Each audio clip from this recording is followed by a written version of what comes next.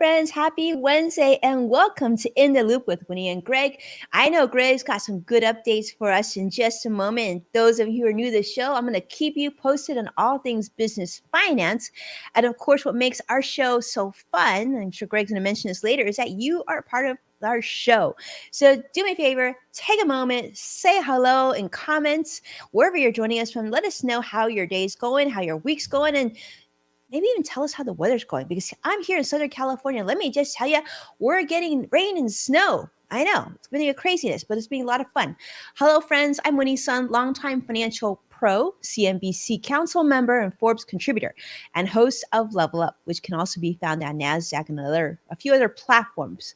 But of course, who you really want to meet, who you really want to see, is the one and only Greg Nilberg. Greg, how you doing? I am doing good. It is nice to see you too, Winnie. And, as you said, for everybody joining in too, I love that part of people saying hi wherever you're at. I'm seeing the comments, Sadiq, CrossX Fighter, like everybody who's joining in, wherever you are. Thanks for being a part of the show. And you mentioned the weather side of things. It is kind of crazy all over the place. So let us know what's going on, in your neighborhood. I'm getting some snow right now that's happening. It just started. So we'll see what it's like when I get out of here, but it's going to be interesting no matter what. But we have some fun things to talk about today. And I do have some rumor updates that we're going to kind of cover, some cool things with the NBA. We're going to talk about a new car thing. I'm just going to leave it at that. So you'll have to wait until we get to that point to find out about it. But some interesting tech updates that are going on. But as usual, in case you don't know, Greg Nibbler, longtime tech reporter, but yeah, it's just kind of crazy over here right now. And I'm really glad to be here on the show with you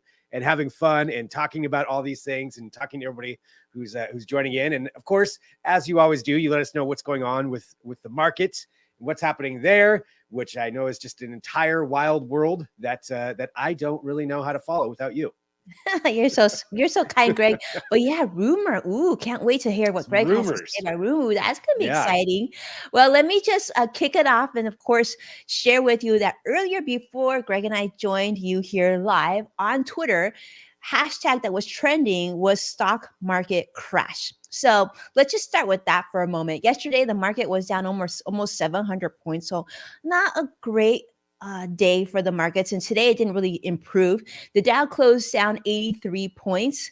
The Nasdaq gave us a slight positive, up 14, and the S&P 500 continued to be down 6 as well. One of the things that a lot of investors are paying attention to, and if you haven't, that's okay. That's why we're going to share this on the show, is what the Fed's going to be doing about inflation. So as you know, the Fed has been very, very clear. We pay too much for our eggs. We pay too much for our groceries. We pay too much for everything. And therefore, they recognize that they need to get prices down sooner than later, right? Sadiq knows, or we see Joshua here. Joshua knows. Well, today there was some announcement that was made that, in fact, while January 31st to the February 1st meeting did conclude with a smaller rate hike than we expected, inflation is still way above the Fed's 2% target rate. Can you imagine 2% inflation? We haven't been in that level in a very, very long time. But right now, it just seems like things are, even though a lot of layoffs continue to happen, there just continues to be a lot of pressure in terms of increases in wages and prices of goods. So you may have gotten a bonus at your job. Congratulations. Or a raise. Congratulations. That impacted inflation. And certainly, of course, you've seen things like the avian flu impacting the price of eggs and everything else. Everything has gone up in price. Unfortunately, not positive news in that front yet. And that's why you're seeing some of that pressure in the financial markets today. Now, other news I thought I would share with you, I think this is kind of interesting, and this actually comes from, believe it or not, the U.S. Supreme Court. They ruled this week on a 9-0 ranking, ruling that those who file bankruptcy, you can't avoid debt if it's incurred by someone else's fraud. So this was sort of unanimous at the Supreme Court. They ruled in the case of, there was a woman by the name of Kate Barton-Werfer, and said that, well, just because you didn't know about the debt doesn't mean that you don't have to pay it. So she had claimed that she didn't know about some debt that her partner had committed, so partner's fraud, in fact. But nonetheless, through a 9-0 ruling, she would still be responsible for this. Now, this is sort of kind of historical and really big on the financial front, especially for those of you who maybe have considered bankruptcy or have someone that you know or care about that has had to go through bankruptcy. This sort of overturns a Supreme Court decision that was made in 1885, where they found that two partners in a New York wool company were liable for the debt due to fraudulent claims of a third party. So even though they weren't guilty, but yeah, this is a big change. And so this will make a big ruling going forward for those who have to go through bankruptcy. So I guess you can't just say I didn't know. Like this is just gives you another reason to really pay attention to your partner or your significant other, and maybe the financial decisions that that person makes. I imagine that would be the same like in a business relationship too, Greg. I mean, wouldn't you think like you would need to know, like you would have to kind of keep track of your bank accounts and credit and things like that. Yeah, definitely. Because I mean, it's easy for things to happen that you're unaware of. I'll just kind of say that, like, yeah, definitely you want to keep track of what everybody is doing, at least have it kind of centrally located where everybody has access to the information. That would be my recommendation on that, as far as knowing what's going on in there, because, you know, there's shady stuff that can happen, and fraud can be all around. Unfortunately, that's just kind of part of what happens. So yeah, I think my policy is always just upfront, be, you know, clarity with whoever you're partnering with. Yeah, that's what I did with my husband before we got married. I was like, we need to put down the FICO scores, credit report. We need everything on the table, right? Before you walk down the aisle. Yeah, whether good or bad, have a discussion. Whatever. You got to get comfortable talking about money. And maybe you can talk it over a cup of Starbucks. And in fact, Greg, this is something I wanted to share with you, because this came on business news, very official business news today, that Starbucks is introducing a new line of beverages, and get this, with a scoop of extra virgin olive oil. So that is not what I expected you to say. I know, right? So this is like, yeah, Starbucks is going to be making these new drinks, and they're going to include extra virgin olive oil in its cafes in Italy this week. And if it does well, it could go to other markets as well. It could come to the United States even. But they're saying that, you know, by adding this extra spoonful of oil, it's going to add about 120 calories in total to your coffee. But they're saying like they think that this is going to be a big thing. They're going to name this thing called Olido, I think it is. I know, Sadiq. I can't see you, Sadiq, but I'm guessing you're like, And Joshua's probably like, interesting. But let me know in comments what you think about this. So saying that olive oil is not just an ingredient, but they were making it a very prominent feature of this drink. In fact, some of the drinks will even have a slippery sheen of oil visible in the cup, in fact. So I guess what happened was, you know, the team at Starbucks went to visit Italy. They learned about how, you know, a lot of people are adding Howard Schultz, in fact, which is the former CEO of Starbucks, met with the olive oil producer and in Italy, and was so inspired by this olive oil that they thought that they should add this to coffee and different beverages. So there's going to be like 12 different options for this line. And they're going to test it out in Italy, see how this does. And they're not going to mention about the health benefits. They're just going to simply put it out there. So they're saying, well, the Starbucks is saying, well, the biggest risk that they see is whether that not these beverages will deliver on taste. Now, I'm curious, Greg, what you think about this, because someone who had written about this has actually tasted it, and they said it wasn't for them. They felt like the oil was too heavy, and even after they finished their beverage, they could still taste that oily, like neutral oiliness in their mouth. Yeah. I mean, I like olive oil. Don't get me wrong. I think olive oil is great when I'm eating Italian food, but putting it in coffee just sounds really strange to me. That just doesn't seem like something I wouldn't want, like you mentioned, that oily, like kind of texture. That's not something I want to drink. You know, I wouldn't like that kind of like coating that you would probably get after that. that I don't feel like the flavoring would work very well. That just seems really strange to me.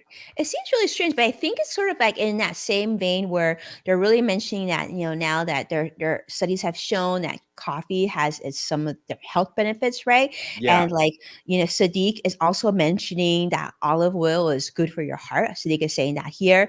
And for it's sure. always raining and saying, yeah, it doesn't sound good, but maybe they're trying to paint Starbucks as healthy coffee, and maybe this is sort of that segue because they mention like certain places were adding stuff like turmeric and other things like this, but olive oils very very Yeah, interesting. I'm curious. I mean, I don't drink coffee, but yeah. like, I mean, I've got my coffee right here, and I can tell you, and I've also got olive oil upstairs, but I don't feel like going and putting a shot into it right now of olive oil. I mean, I guess I could. We could try that out, but I don't think it's we, going to taste we that might good. have to have you do it one day just to like tell us how that would work, right? And I know, I mean, because like you think about like where you're at, Oregon, Seattle. That's like you guys are like the heart of coffee. So I feel like if there's gonna be a coffee connoisseur, it'd be you, Greg. I mean, I do like coffee. This is true. I'm not quite as much of a connoisseur as some people, but I can say that I'll go for a cappuccino or something like that, something pretty basic. But olive oil, I don't know. I don't know that. I guess I'll try it once. I would try it once Try it once, just to right? see. Sadiq But is saying it's part of this Mediterranean diet type of thing that yeah, it's just. I mean, like I said, I love olive oil, and I think it's great on so many things. Just good on I don't toast. know about drinking it. Just straight up drinking drinking it with coffee. Yeah, I don't know. It yeah. seems weird to me. It does seem weird, but I want to hear about this rumor. This is, Oh yeah. is that what we're going to start with? Because I'm curious about what you're going to share with us. Say, Well, I've got the rumors, and you know what? Yeah, we can probably start with the rumors actually, and go from up to there. you. Let's do that if that works. So we can go to the Apple rumors. So let's talk about this. Apple Ooh, update rumors. There's always new things going on, and this has to do with the Apple Watch, though, and talking about the medical side of things that they are working on with that. So if you follow everything with Apple, you know that the health tech is really where they want to go with a lot of their products, and they've done that to a big extent with the iPhone and with the Apple Watch, especially, monitoring your heart rate. They've got the emergency calls they can make. They can let you know if something's going wrong, measure your gait, like all that stuff. But the one kind of, the white whale that they've really been wanting to do is to be able to monitor glucose levels in your blood without having to actually do the pinprick. So this is wow. for people who are diabetic, or even potentially pre-diabetic is where they could see this going. So the report's coming out that I think it's Bloomberg actually who had this. So this isn't coming from Apple, but this is a verified report that they've had a breakthrough, I guess, in that tech in Wow. trying to figure out how to do this. And really it comes down to the idea of the watch itself being able to essentially see under your skin, see into, and this is where we get into some medical technical diagnoses that I'm not well versed in, but essentially going into the capillaries. And I guess that's where you can read where the glucose levels are. Somebody could probably correct me on that if you're a doctor, but that's the technology anyway, is to see under the skin, scan that, be able to make a diagnosis and let you know what your levels are at and if you need insulin. That kind of tech to me is just amazing. This is what tech is best at, as far as I'm concerned, is making life easier for people who have any kind of a medical or health issue. And this is pretty cool. So they've made that breakthrough, for it's not ready to come to market yet. So let me just say that they've got to scale it down, but still a huge breakthrough over a bunch of studies and tests that they've done with people, and then comparing it to other, actual pinprick tests. And okay, I guess it's coming out to where it's pretty much on par. So it sounds like they've really, kind of cracked the code on this. And then the other part of it too was, even getting to the level where if you're wearing an Apple Watch, it might be able to tell you if you maybe are pre-diabetic or there are some issues going on, and just really give you more information about your health. I love this. I love hearing about this. This is one that's been talked about for years. So yeah, not there yet, but it sounds like in the near future, this could be a feature that you could get with your Apple Watch. And I think that's great. I That's love this story, Greg. Yeah. I did do some research on this. My dad was diabetic, and I know one of the pain points was always having to test blood, right? Like if Yeah. you ate this? Did this trigger this tag? And I did notice that there was a technology out there already that where there's like a watch or something that would sort of inflate to get the reading, but to have someone at the level of Apple to be able to scan and see beneath the skin, Yeah. when Apple does it, that's when the game changing occurs. So this is super, super exciting. Yeah, Yeah. thank you so much for sharing this, Greg. Yeah, I think it's really fascinating, that kind of stuff, that kind of tech. And I've got friends who are diabetic, and yeah, it's a pain, or you have to have the monitor that's always on Mhm, there. So there's something that would just make life easier for people and provide mhm. more health information right off the bat. So that was a cool rumor. I just wanted to bring that one out there. Just, well, not a rumor, really, just kind of an update We about some of love their it. testing. Yeah. So we've got that one. Let's go to something. This one is not as important to your health, but it may be important for fashion. So this is another patent for the Apple Watch that has been revealed, where they are working on bands. That's just kind of a picture of one that they have there that would change color based on however either what you're wearing, or you could completely control it. So it's How cute. essentially making a band that would be completely with fibers, with different kinds of electrodes embedded within it, to where you could change the color on them. I mean, that seems like a no-brainer, but it's not really there yet for the Apple Watch. So I think that's a pretty cool addition to add on. That would be something. Would you be interested in that? That'd be so fun. I guess it depends on the cost, right? But I do think Yeah. that especially with the next generation, like millennials and Gen Z, it's all Yeah. about that customization, right? To be Yeah. able to reflect their personality. And if they make this cost effective and super easy, what a fun thing. Apple, we're proud of you. First it's health and now something fun. We need that yin and yang balance, right, Greg? Right. You need a little bit of both. So this is I this love is it. the patent. So I that's think been this filed. is going to move Craig over to the Apple Watch too. Yeah, I'll tell you, I've already gone to the MacBook. It's baby steps for me on that. It's slowly pulling me in. But that was one anyway on that fashion side of things that I thought was pretty cool. And now the other stuff that I've got, it's just kind of a little bit lighter, but well, I guess that was pretty light right there. But talking about another thing that came out from Mercedes-Benz and changing the inside of the car and how your experience is going to be driving. Now we know, panels are all the rage. Like a lot of cars have those. Of course, you got Tesla with their end, but really big panels across the front is where things are going digitally. And now Mercedes is talking about how their next line is going to be, and they put out some images of this. This is going to be in their best-selling one, which is the let's see, I'll have to figure out which one this is. The 2024 E-Class. It's the E-Class. So they're having this. Yeah, there it is. Thank you. The super screen that's going to be on there. So they're going to have two different screens, one for obviously for the driver that's going to have all the information that you need, and then a separate one actually for the passenger. Everything's going to be minimalist as far as it's digital buttons that you can press, control. You can customize some of that lighting in there. But the things that they're adding in, I thought were pretty interesting and just kind of shows where we're at. TikTok is going to be an app that it comes with. Zoom will be just embedded with it as well. You'll have a selfie camera, so that you can actually, I guess, film your TikToks while you're driving, or be in your Zoom meeting while you're driving. I'm not sure how I feel about that. That seems like a little bit dangerous, but I guess if people are going to be doing it anyway, if they're doing it on their phone, might as well have it embedded there into the panel. So yeah, it looks pretty cool. Taking a look at right. So cool. Yeah. I like the look of it. I like the idea of having more things embedded in there. Yeah, improved voice recognition, integrated TikTok and Zoom, smart lighting, a bunch of different features. And these are all going to come standard, I believe, with this new one. So this is kind of where we're heading with our vehicles. You know what's really interesting about this, Greg? I gotta make a note, and I know Sadiq is probably realizing this too, is did you notice how they went with TikTok versus YouTube? Like just a very obvious slap in Google's face here. Yeah. Like you're giving a Zoom, you're giving Mercedes is like definitely not on the Google train here. Yeah. I did think that was strange. Yeah. TikTok is the one that you're going for, that you're really making that embedded. Now you might be able to add in some other apps on there, maybe that can be designed for it, but that's what they're going for to start off with. So how does the transportation authority feel about us watching TikToks? Yeah, I imagine people are not going to be are going to be maybe there's controls where if you're driving you can't use it, but I didn't see anything about that. Like that seems like a recipe for disaster It to does. It's me. really But distracting. TikTok's distracting enough, or Yeah. reels or whatever it is that you're watching. I mean, it's easy to get sucked in. Can you imagine driving? It's just like every 20 seconds you have something new popping up. I mean, seems like that's not a safe way to go about it. Not until we have full autonomous cars.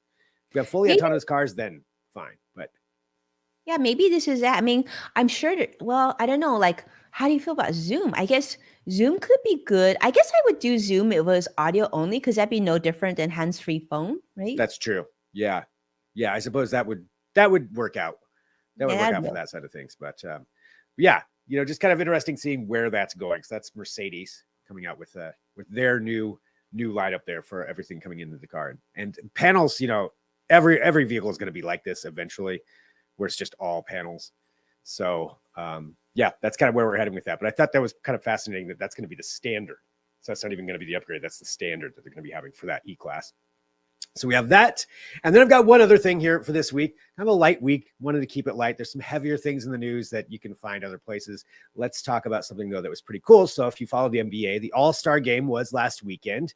And one thing that happened was a tech presentation for the NBA, and that happened on Friday. So that doesn't get as much press as, the 3-point contest or the dunk contest. This is for kind of the people who are fascinated with the tech side of things. And the NBA app itself has had a lot of upgrades that have happened over the last really year or so.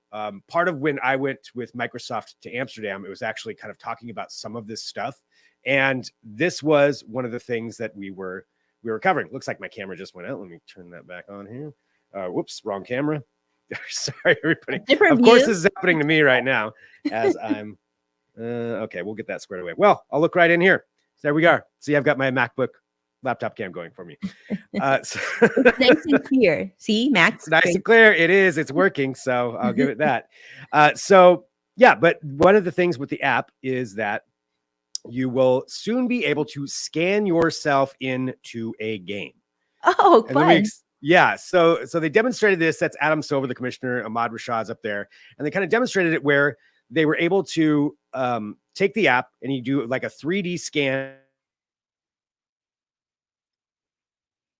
I think Greg is saying you can do a 3D scan of the person and then they'll like take a picture of you or whatnot. And then I'm thinking he's going to say, put you into the game as if you were there. I don't know.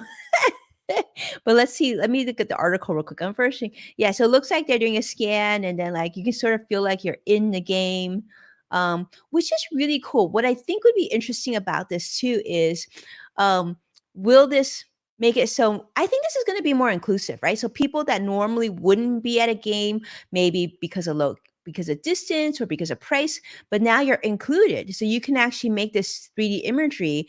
I think this is going to be the beginning that what NBA is showing us now. And perhaps in the future, this technology will be included in like concerts and other like museums. You can like I guess use AI to place you in a new place.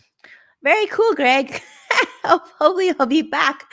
But I'm guessing that's what it is. And if you find out to be not the case and you're watching us, definitely let me know. I would love to hear this. But I think, we're seeing a lot of these trends with AI. And in fact, we're going to be doing a topic on my tweet chat pretty soon on AI. So if that's something you're interested in, definitely follow around. I see Greg is back, so he can probably tell me whether or not I was right, Greg. I actually was telling them, I was thinking what this meant is they would find this imagery and you'd be able to put yourself into the game. Yes, and sorry about that. So Firefox doesn't like me right now. So as much as I was just talking about my MacBook, now I don't know. Now I'm hesitant. Oh, At least with Firefox. All right, so yeah, so you scan yourself. Yeah, you do a 3D scan, and then you put you in, and essentially they superimpose you over an actual NBA player. So they showed it there. I think it was Taylor Horton Tucker's where they put him over, but you would see yourself basically doing the actions of whoever the NBA player is, or you could scan one of your friends in, somebody's doing a dunk, a 3-point. It could be your face on there doing it. It's kind of a silly thing, but it seems like it would be a lot of fun to just do that. I mean, clearly not necessary, but it's a different way of interacting with the game and finding some different ways to interact with that content, have a good time with it. And I thought that was a pretty cool addition that they're adding on there. I think it'd be fun. I think it's a smart way for them to get more people to download their app, right? Yeah.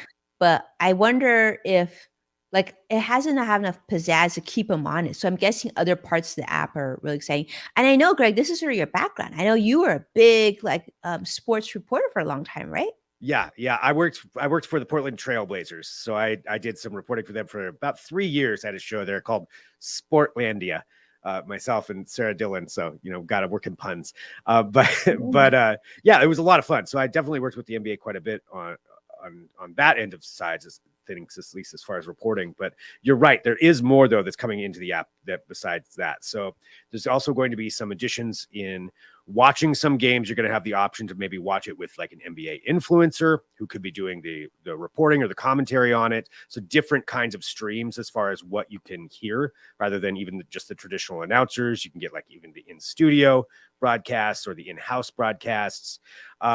And even right now, sometimes you can do that, which is a lot of fun actually watching games that way because you get to see what the in-stadium entertainment is in, say, Memphis, something you would never see unless you're at that game. That's kind of a cool feature. And on top of that, they're going to have some different ways to interact with the games. They said there's going to you'll be able to watch the game in a virtual setting. So I don't know if that means like taking the game and like the game is placed in the middle of a desert or something. I'm not sure how that's going to work or what that adds to the experience, but just, something else, something kind of crazy with it. And there's a bunch of things on the way through the NBA app. So I would recommend, trying some of these things out if you want to. And this one's not in there yet, so it's still on the way. Maybe it won't be here for this season. I'm not sure, but it's on the way to where you'll be able to do that scanning thing. It's fun to see like these companies and organizations like pushing the envelope, right? It's fun to see like Apple's trying this, Mercedes trying this, and now the NBA trying something new. I mean, very cool. And instead of just sitting back and hoping and I like how they're sort of taking that chance because with this app, right? I mean, based on what you've shared so far, if it was only this, it'd probably fall a little bit flat. But it's nice that they're still taking that first step and trying to, capture more eyeball interest and seeing where people take it. Yeah, trying to adapt, to that user experience as far as, what it's like interacting with the game. And that's to their credit. You're right. I mean, this by itself may not be the hugest, push to get everybody on there, but it's one thing of a bunch. And at least they're willing to try some of these things out and just be like, hey, here's something. Let us know if you like this or not. I like that, kind of pushing the envelope. Yes, and Sadiq, Greg, was saying that there's a similar app that he's seen that does it. So maybe the technology is not new, but I think it's really fun to see the NBA doing this. Yeah, it's pretty cool. I don't like this camera angle on myself, but that's all I'm going to say about that. But yes, it looks like you're being sponsored by Sure. I'm just going to. I know it really does. Yeah, Sure. I'm open for sponsorship, by the way. So that is fine. But yeah, I thought that was kind of cool. Just seeing where it's going to go. So different experiences, different user experiences coming in there. Very cool. That's kind of what I had for this week. Just I want to pick some of the more fun things to talk about. I love it. This is what we like to hear. I love the rumors. I love that you share what the car. I'm not sure about the whole TikTok thing. I'm not sure about olive oil in Starbucks, but prove me wrong. Yeah. I mean, I could see maybe olive oil in something else, but right. Olive oil ice cream. That works. That would be great. I think olive and ice cream would be really yummy, but I'm not sure how it would solidify, but yeah, that's great. Yeah. I don't know about coffee though. I'm not so sure about this. I guess I'll have to try it though. That's like, to me, it would be like hot chocolate with olive oil. Yeah. I'm not sure. That doesn't sound good to me, but what do I know? Maybe the Italians figured it out. So maybe. Amazing, Greg. Thank you so much for that. That's so great. Yeah. And thanks everybody for tuning in too. We really appreciate you joining us here every week. Interacting. I love people commenting. Thank you so much, for letting us know what you think about everything and your thoughts on all of this. This is part of why this show is so much fun every single week doing this. Just talking with everybody and seeing people share the show and comment, all of that. We really, really appreciate it. Yes. Thank you so much for everything that you do. And then, and with that, I guess it's a wrap. We will see you next week. And thank you so much for your time. All right. Bye, everybody. Bye.